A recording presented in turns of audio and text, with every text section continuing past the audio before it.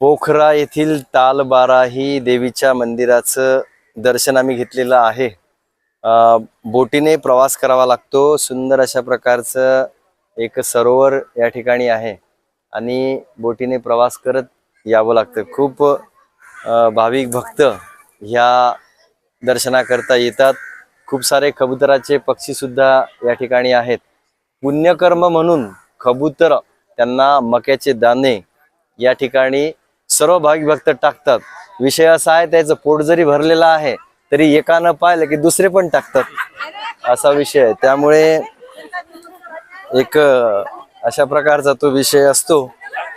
आपली भारतीय संस्कृती तशीच आहे, एकानं पाहिलं की दुसरे सगळेजण करायला लागतात। आता आम्ही पुन्हा दुसऱ्या ठिकाणच्या प्रवासाकडे बोटीमध्ये बसणार आहोत। चलो।